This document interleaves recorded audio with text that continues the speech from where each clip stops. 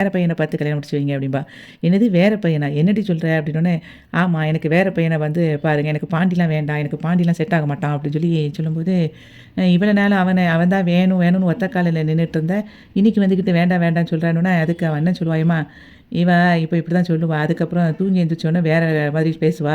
இவளெல்லாம் நம்பிக்கிட்டு இருக்காதீங்கம்மா" அப்படின்னு சொல்லி அவன் சொன்ன உடனே அவ சொல்லுவா, "நான் உன்கிட்ட எதுவும் பேசினேனா? எனக்கு வந்து வேண்டாம்" அப்படின்னோனே அவங்க அப்பா சொல்லுவாரு, "என்னம்மா சொல்ற? இப்போ உனக்கு என்ன பிரச்சனை அவனுக்கும் உனக்கும்?" அப்படின்னு சொல்லி சொல்லும்போது, அதுக்கு அவ சொல்லுவா, "இல்லப்பா என்னையெல்லாம் அவன் புரிஞ்சுக்கிற மாரி இல்ல. நான் தான் அவன் பின்னாடியே போய்க்கிட்டு இருக்கேன்.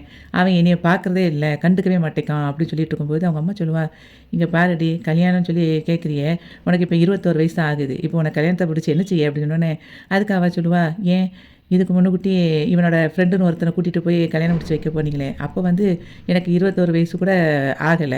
அப்போ மட்டும் உங்களுக்கு தெரியலையா? எனக்கு இப்போ 21 வயசு முடிஞ்சிருச்சு.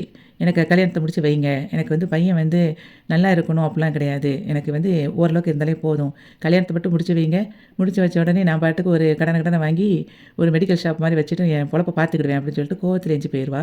அவங்க அப்பாவும், அம்மாவும் என்ன இப்படி பேசுறா? அப்படின்னு யோசிச்சுட்டு இருக்கும்போது, அவன் அண்ணன் சொல்லுவான், நான் நெனச்சேன், இவ அவன கல்யாணம் கட்டி, அதுக்கப்புறம் படாத பாடுபட்டு தான் அவன் லைஃப்ப புரிஞ்சுக்கிடுவான்னு நெனச்சேன்.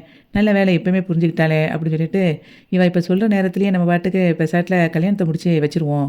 அப்படின்னு அவங்க அண்ணன் சொல்லுவான். அதுக்கு அவங்க அப்பா சொல்லுவாரு, நீ வேற, இவள வேற நம்பிக்கிட்டு இருக்க சொல்றியா? இவ தூங்கி எந்திரிச்ச உடனே வேற மாரி பேசுவா. என்ன நீ தேவையில்லாம பேசிட்டு இருக்காத. போய் வேற வேலைய பாரு அப்படின்னு அவங்க அப்பா சொல்லிருவாரு. நிலா வந்து ரூம்ல லேப்டாப்ல வேலை பார்த்துட்டு இருப்பா. அப்போ சோழன் ரூம் கதவ தட்டிட்டு உள்ள போவான். அப்போ நிலா கேட்பா, "சேரன் அண்ணன் எங்க?" அப்படின்னு சொல்லி கேட்பா. அவன் என்ன வெளிய உட்காந்துட்டு இப்படி வானத்த பார்த்துக்கிட்டு இருக்கான் அப்படின்னு சொல்லி சொல்லும்போது, "எல்லாம் உங்களால தான் பாவம். நீங்க அத குடுக்கேன், இத குடுக்கேன்னு வேற சொல்லிட்டீங்க. அதனால தான் அண்ணன் இப்படி வானத்த பார்த்து, வெட்டத்த பார்த்து யோசிச்சுட்டு இருக்காரு" அப்படின்னு சொல்லி சொல்லும்போது, "நீ என்ன நிலா இப்படி யோசிக்கிற? இப்ப நம்ம வந்து குடுக்குறேன்னு சொல்லி சொன்னதுனால, அவங்க வந்து பொண்ண தாரேன்னு சொல்லிட்டாங்க. இப்ப நம்ம குடுக்கலன்னு சொன்னா பொண்ண தரவே மாட்டேன்னு சொல்லியிருப்பாங்க. அப்ப அண்ணன் இன்னும் ரொம்ப ஃபீல் பண்ணிட்டு தான் இருந்திருக்கும். இப்ப நம்ம அவங்களுக்கு குடுக்குறேன்னு சொன்னத கரெக்ட்டா குடுத்துட்டா, பிரச்சனையே இல்லல்ல அப்டி சொல்லிட்டு இருக்கும்போதே, அதுவும் கரெக்ட் தான் அப்டின்னு அவ சொல்லிட்டு இருப்பா. அதுக்கப்புறம் சோழன் சொல்லுவான், "எப்பா நம்ம பிரச்சனையில அது கிடையவே கிடையாது.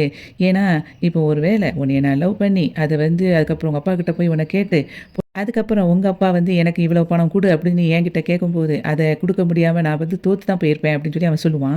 உடனே அதுக்கு நிலா சொல்லுவா, "நீங்கலாம் தோத்தெல்லாம் போயிருக்க மாட்டீங்க சோழன்" அப்டின்பா.